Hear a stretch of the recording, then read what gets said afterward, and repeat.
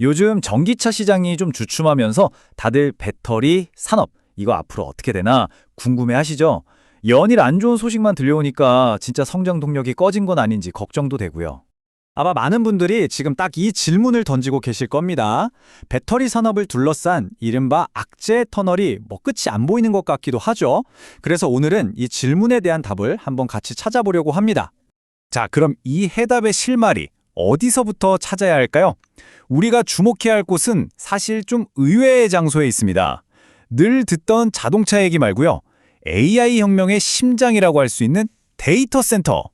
여기서 어마어마한 전력을 필요로 하거든요. 여기서부터 시작해보죠. 데이터 센터는요, 배터리가 꼭 필요한 이유가 크게 두 가지가 있어요. 첫째는 24시간 365일 내내 전력이 끊기면 안 되니까 풍력이나 태양광 같은 에너지를 잘 저장해 둬야 하고요. 둘째는 혹시 모를 정전 사태에 대비해서 순식간에 전력을 공급해줄 백업이 있어야 한다는 거죠. 이 두 가지 역할을 하는 게 바로 에너지 저장 시스템, 우리가 흔히 ESS라고 부르는 겁니다.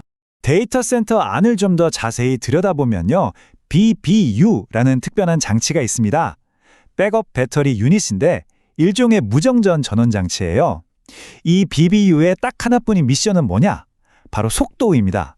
정전이 딱 되는 그 순간 정말 0.1초의 지체도 없이 바로 전력을 쏴줘야 하거든요.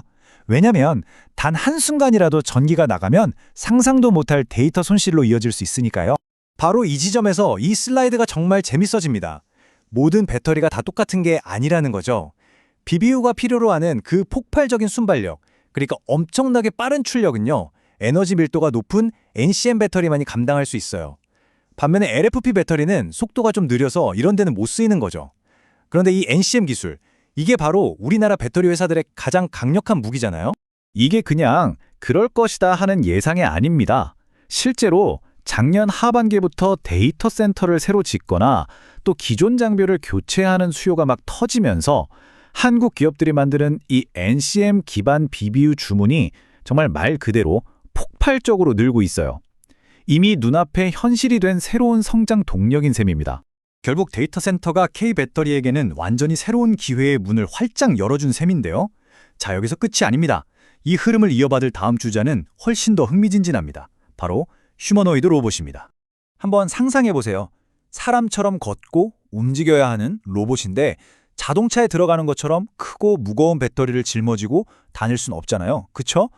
휴머노이드 로봇은 정말 손바닥만한 아주 좁은 공간 안에 최대한의 힘과 오랫동안 버틸 수 있는 에너지를 꾹꾹 눌러 담아야 하는 거예요. 기술적으로 엄청난 도전인 거죠. 자, 이 숫자 한번 보세요. 97조 6천억 원. 이게 뭘까요? 바로 2032년, 그러니까 앞으로 10년도 채 남지 않은 시점에 예상되는 전 세계 휴머노이드 로봇 시장의 규모입니다. 거의 100조 원에 달하는 어마어마한 시장이 열리고 있는 겁니다. 성장 속도는 그야말로 폭발적이라는 말밖에 안 나와요. 지금 시장 규모가 한 4조 8천억 원 정도인데 불과 8년 만에 이게 20배 넘게 커진다는 거거든요. 이 엄청난 변화의 중심에 바로 배터리 산업의 새로운 미래가 있는 겁니다. 그리고 이미 시장을 이끄는 회사들은 발빠르게 움직이고 있습니다. 테슬라의 옵티머스는 LG 에너지 솔루션과 또 그 유명한 보스턴 다이내믹스의 아틀라스는 삼성 SDI와 손을 잡았죠. 이 둘의 공통점이 뭔지 아시겠어요? 맞습니다. 둘 다 자신들의 최첨단 로봇의 심장으로 바로 한국 기업의 고성능 NCM 배터리를 선택했다는 점입니다.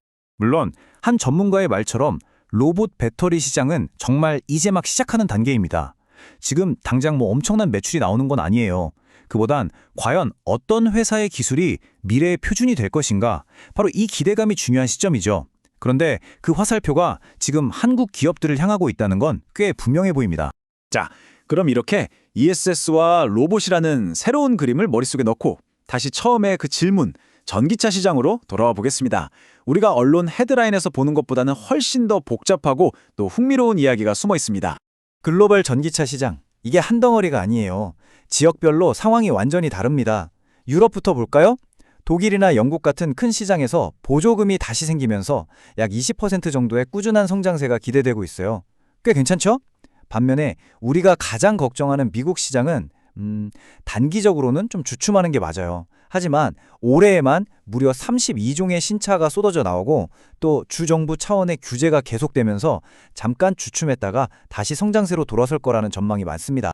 자, 그럼 이 모든 조각들을 한번 맞춰볼까요? 데이터 센터, 로봇, 그리고 전기차 시장의 진짜 모습.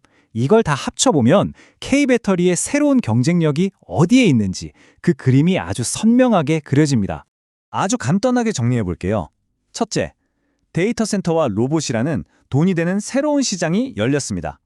둘째, 이 새로운 시장은 LFP가 아니라 성능이 월등한 NCM 배터리를 원합니다.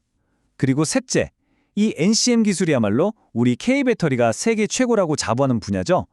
바로 이 3단계가 K배터리의 미래 성장 스토리를 아주 명확하게 보여주고 있는 겁니다.